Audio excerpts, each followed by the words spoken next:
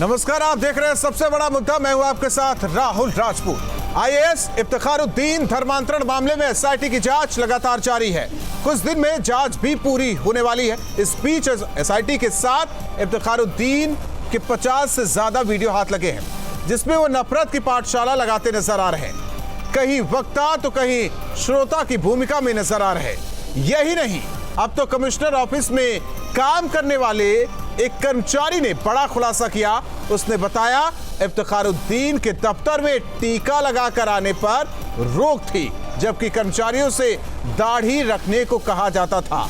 और तो और दाढ़ी नहीं रखने वाले कर्मचारियों को तो इफ्तिखारुद्दीन फटकार भी लगाते थे। ऐसे में सवाल यही कि आखिर दाढ़ी से प्यार, तिलक पर तकरार क्यों? आखिर जिहादी सोच पर पर्दा किसने डाला? आज सबसे बड़ा मुद्दा में इसी पर करेंगे चर्चा अपने मेहमानों से, लेकिन उससे पहले दर्शकों के लिए एक रिपोर्ट।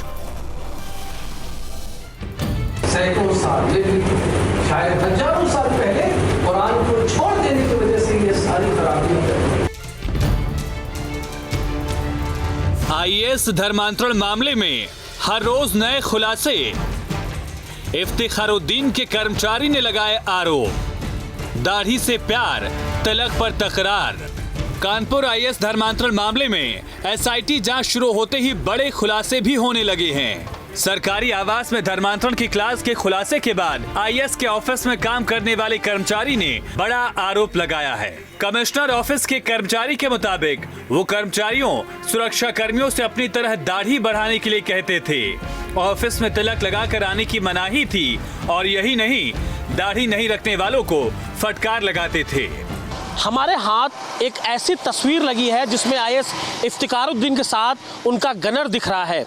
इस तस्वीर को लेकर कमिश्नर आवास में ही काम करने वाले कर्मचारी ने खुलासा किया है कि जिस तरह से आईएएस इफ्तिखारुद्दीन की दाढ़ी मूछें थी, उनका ये आदेश था कि उनके जो गनर है, उनका जो स्टाफ है, वो वैसी ही दाढ़ी मूछें रखेगा। बिना दाढ़ी मूछें रखने वालों को दफ्तर आने की इजाज़त बिल्कुल नहीं थी।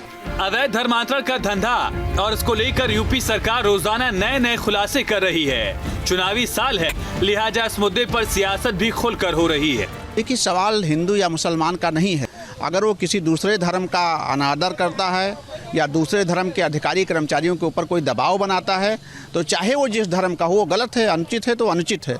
वरिष्ठ आईएएस अधिकारी इफ्तिखारुद्दीन पर जिस तरह के रोज नए खुलासे हो रहे हैं, दर्जनों वीडियो सामने आए हैं। ये वीडियो चौंका भी रहे हैं और हैरानी में भी डालने वाला काम कर रहे हैं। इन सारे वीडियो पर एसआईटी जांच कर रही है और अगर ये वीडियो सत्य प्रमाणित होते हैं तो ये अपने आप में बहुत चिंताजनक होंगे और उत्तर प्रदेश की सरकार बहुत कठोरता से कार्रवाई करेगी। आईएएस इफ्तिखारुद्दीन के कई वीडियो सामने आ चुके हैं, जिसमें वो सरकारी आवास में अवैध धर्मांतरण को लेकर नफरत की पाठशाला लगाते नजर आ रहे हैं। एक नए वायरल वीडियो में इफ्तिखारुद्दीन कुरान का गुणगान और दूसरे धर्मों पर सवाल उठा रहे हैं। सैकड़ों साल, शायद हजारों साल पहले कुरान को छोड़ देने की वजह से ये सारी खराबियां पैदा हुई। और अब तो पूरा एक दिल खड़ा हो गया जो कुरान के खिलाफ है ना, गोया की मुहिम चला रहा है ना। ये बदतरीन एसआईटी टीम के हाथ ऐसे 50 से ज्यादा वीडियोस लगे हैं, जिनकी जांच जारी है। एसआईटी टीम को एक हफ्ते में रिपोर्ट सौंपनी है और साफ है कि आने वाले दिनों में आईएएस इफ्तिखारुद्दीन की मुश्किलें बढ़ सकती हैं और कई बड़े चौंकाने वाले खुलासे हो सकते हैं। आम तरह के ऐसे खुलासे हो रहे हैं जो बताता है कि इफ्तिखारुद्दीन एक मानसिक कट्टर मानसिकता के व्यक्ति थे। और अब और चर्चा के लिए हमारे साथ जुड़े हैं पूर्व डीजीपी अरविंद जैन, शरद त्रिवेदी प्रवक्ता बीजेपी, यतिमा चेतनानंद सरस्वती जी हिंदू धर्मगुरु, हाजी मोहम्मद सलीस जी मुस्लिम धर्मगुरु, कीर्ति निधि पांडे नेता समाजवादी पार्टी। और चर्चा की शुरुआत सबसे पहले अरविंद जैन जी आपसे करेंगे। ऐसी मानसिकता को लेकर देखिए, एसआईटी जांच कर रही, कुछ वीडियो की पुष्टि हो चुकी है। 50 से ज्यादा वीडियोस हाथ लगे इफ्तिखारुद्दीन के और इससे साफ जाहिर होता है कि किस तरीके से कट्टर मानसिकता उनकी। जब आप सरकार की व्यवस्था में रहते हैं, जब आप एक जिम्मेदार पद पर रहते हैं, जब आपके पास सभी संवैधानिक अधिकार रहते हैं, ऐसी सोच को लेकर आखिर दर्शाता क्या है? दर्शाता क्या है तो बिल्कुल स्पष्ट हो गया है। मुझे तो हैरानी होती है कि इतना लंबा कार्यकाल इनका रहा और ये सब चीजें निकल कर क्यों नहीं आई या किसी कारणवश दबा दी गई। जब भी कोई आईएएस अधिकारी है, आईपीएस अधिकारी है, तो जनता ये मान के चलती है कि ये पूर्ण रूप से धर्मनिरपेक्ष होंगे और हमारी बात को ध्यान से सुनेंगे। अगर आप किसी गरीब गुरबा आदमी जो आपके पास आ रहा है उस पर आप दबाव बनाने लगे कि आप पहले इस्लाम धर्म कबूल कीजिए या कोई उसको प्रलोभन देने लगे, तो ये तो बहुत ही गलत बात है। इसकी अपेक्षा नहीं की जाती है। अरविंद सर, तो एक चीज इस बीच निकल कर सामने आई। उनके साथ जो रहते हैं, उनके कर्मचारी जो होते हैं, उनसे कहते हैं कि आप दाढ़ी रखिए, तिलक लगा कर ना आइए। ये बिल्कुल गलत है। ये बातें क्या लखनऊ तक नहीं पहुंची होंगी? हमें तो नहीं लगता पहुंची होंगी। जब एक बड़ा आईएएस अधिकारी ऐसा कुछ करता है तो मैंने इस घटना के बाद जब ये वीडियो आए तो मेरी कुछ सीनियर आईएएस ऑफिसर्स से बात हुई जी, जो इस समय सर्विस में हैं, और उनका कहना है कि ये तो इनके बारे में जग जाहिर था, ये पहले से पता था और सब जानते हैं इस प्रकार की बातें। ये बहुत गलत है। इससे लोगों का विश्वास आईएएस आईपीएस पर से उठेगा। उनको ये लगेगा कि पता नहीं ये किस धर्म के हैं, इनके पास जाना चाहिए नहीं जाना चाहिए। ये एक बहुत ही डेंजरस डेवलपमेंट है, बहुत ही डेंजरस डेवलपमेंट है। और मैं तो ये कहता हूं कि अगर किसी आदमी में ऐसी मानसिकता है तो उसको अपना पद छोड़कर और एक धर्मगुरु बन जाना चाहिए और अपना उनको तकरीर करनी चाहिए। उनको जो भी करना है, कन्वर्जन के लिए प्रेरित करना है, जो भी करना है। तकरीर में दूसरे धर्म को खराब बताना, दूसरे धर्म के बारे में गलत कहना, ये भी गलत है जो वीडियो सामने आ रहा है। हाजी मोहम्मद सलीसी, सरकार कहती है कि एक हाथ में कंप्यूटर हो, एक हाथ में कुरान हो। ये सोच है सरकार की, लेकिन इसी सिस्टम में बैठे हुए धर्म विशेष से जुड़े हुए लोगों की सोच इतनी कट्टर वाली, ये समझ से परे है। भ्रम धीरे धीरे टूट रहा है। संभालेगा कौन? आप जैसे धर्मगुरु आखिर आगे आ क्यों नहीं रहे?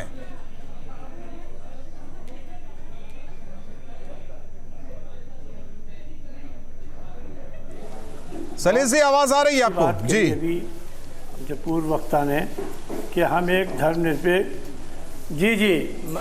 धर्मनिरपेक्ष जनतांत्रिक राष्ट्र के किसी भी संवैधानिक पद पर बैठकर अपने धर्म का प्रचार प्रसार करने के लिए किसी भी प्रकार को न्यायोचित नहीं ठहरा सकते।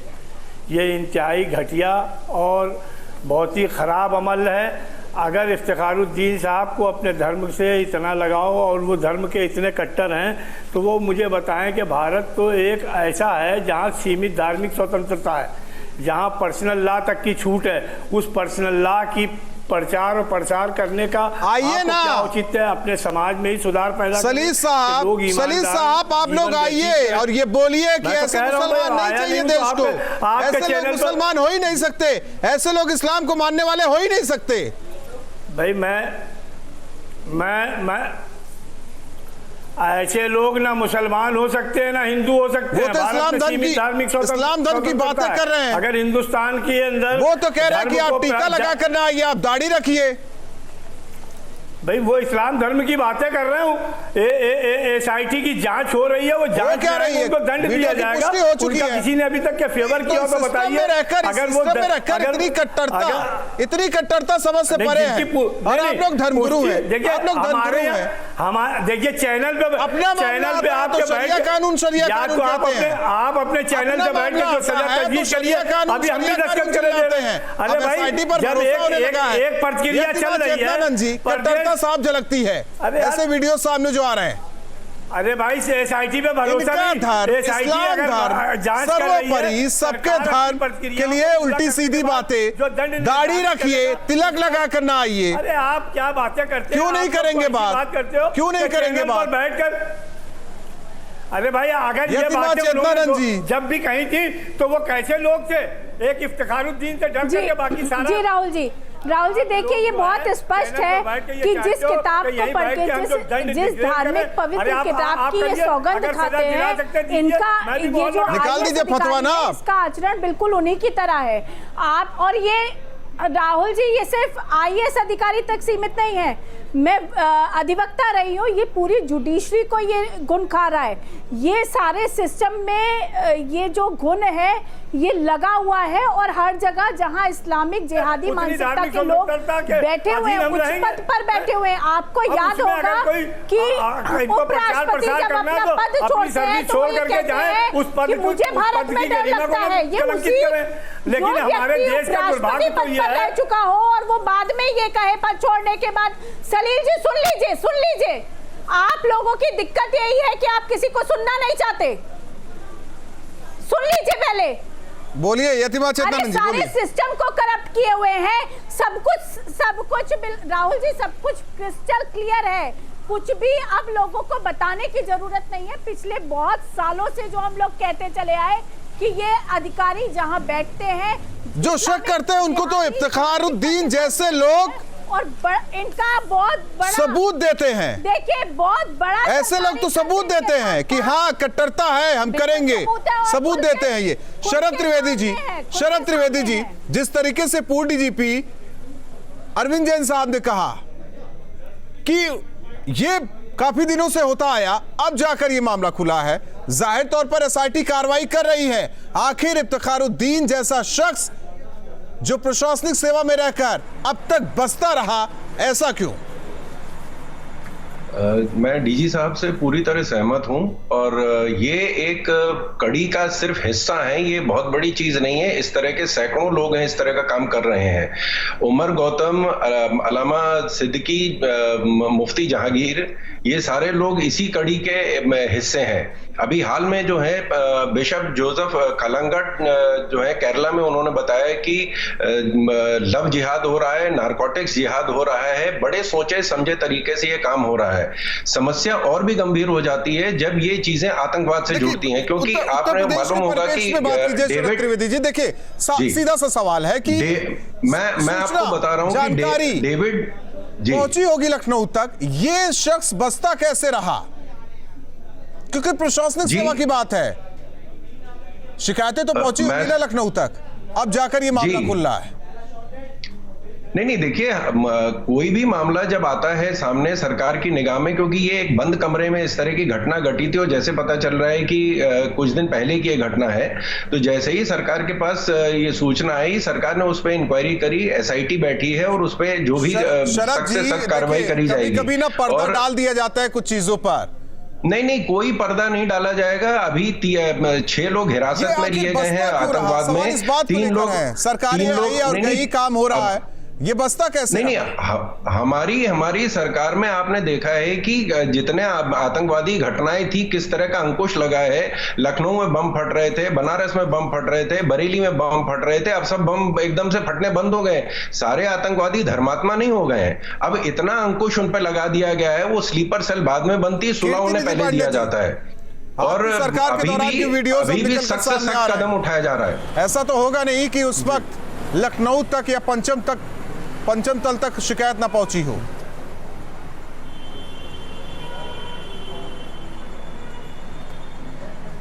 देखिए राहुल जी, जब शिकायत आती है किसी भी केस में, तब उसमें कार्रवाई होती है, और भारतीय जनता पार्टी सरकार के भी 4.5 साल बीत गए तब इफ्तिखार अहमद साहब की शिकायत आई, और शिकायत आने के बाद आज जांच हो रही है। और मैं इस बात का कतई समर्थक नहीं कि कोई भी आईएएस अधिकारी, कोई भी आईपीएस अधिकारी या कोई भी संविधान की शपथ लेने वाला व्यक्ति अपनी कुर्सी पे बैठ करके किसी भी धर्म का प्रचार करे या किसी को इस बात के लिए दबाव दे कि सब जानते हैं ये बातें, स्वीकार करिए। ये बातें तो सब जानते हैं, नहीं होना चाहिए, बहुत सारी चीजें नहीं होना चाहिए। जांच में एक चीजें खुल रही हैं जी। आप उनके टाइमिंग पर सवाल उठाएंगे, वो आपकी सरकार के दौरान हुए इस वीडियोस जो सामने अब आ रहे हैं उस पर सवाल उठाएंगे। जो ऐसा तो है नहीं कि शिकायत नहीं पहुंची होगी लखनऊ तक। मैं कह रहा हूं राहुल जी कि अगर मैं तो कह रहा हूं, क्या उस समय आपके पास कोई जानकारी है, कोई शिकायतकर्ता मिला? है हमारी 5 साल की सरकार में कोई शिकायत करने वाला? कहने का मतलब क्या है? आप साफ साफ कहिए ना। कोई पत्र लिखने वाला व्यक्ति है आपके आप पास? साफ साफ कहिए, कहने का मतलब क्या है? आप बार बार इस बात को क्यों कहना चाहते को समाजवादी पार्टी की सरकार? आप साफ साफ कहिए, आप कहना क्या चाहते हैं? क्यों साबित करना चाहते हैं? आप साफ साफ कहिए, आपके दिल में जो है वो कहिए कि हमने समाजवादी आपके दिलो दिमाग में जो है वो कहिए। नहीं, आपके पास कोई व्यक्ति है ऐसा जो यह कह रहा हूं कि मैंने समाजवादी पार्टी की शिकायत करने से भी डर रहे थे, ये इनकी सरकार में हो रहा था। नहीं हुई। कोई है ऐसा व्यक्ति? नहीं, कोई है ऐसा व्यक्ति? नहीं, डर था, भय व्याप्त था। सुन लीजिए, आपकी सरकार में भय व्याप्त था।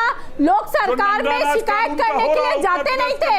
लोगों को अपनी नौकरी का डर था। छोटे छोटे कर्मचारी जो चंद रुपयों की नौकरी करते हैं, वो बेचारे एक आईएएस अधिकारी से टक्कर लेने की, वो आईएएस अधिकारी से टक्कर लेने की हैसियत नहीं रखते थे। महिला का दर्द आपको नहीं जब उन्हें लगा कि निष्पक्ष जांच हो सकती है, एक धर्मांतरण का बड़ा रैकेट खुल रहा है, एक पूरा सिंडिकेट खुल के सामने आ रहा है, तब लोग निकलकर सामने आए और उन्होंने शिकायत की है। 4.5 साल के शरद त्रिवेदी जी, टाइमिंग पर सवाल उठाया जा रहा है। टाइमिंग पर सवाल उठाया जा रहा है।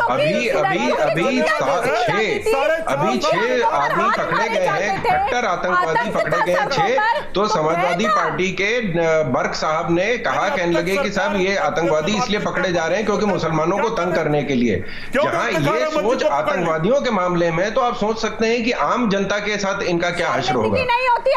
जहां आतंकवादियों को पकड़ने में हम उनको इसमें वो कट्टरपंथी सोच आ गई है। कीर्ति जी को सुनना चाहिए ना ये बातें, कीर्ति जी को सुननी चाहिए ये बातें। डेविड कोलमैन हेडली जिसने 26/11 की वीडियो लश्कर तौयबा को भेजे थे, उसका असली नाम सलीम गिलानी था और उसने नाम बदल के जो है ये सारा काम को अंजाम दिया था, लेकिन उसमें भी कोई भी कार्रवाई नहीं करी गई। बालाकोट हुआ, आपको जवाब दिया गया है, उरी में हुआ, जवाब दिया गया है। आप लोग कहते हैं कि मुसलमानों को निशाना बनाया जा रहा है, जानबूझकर उन पर कार्रवाई हो रही है। सब पे तो कार्रवाई नहीं हो रही, सबको तो निशाना नहीं बनाया जा रहा है। जो ऐसे लोग सामने आ रहे हैं उन्हीं पर कार्रवाई हो रही है।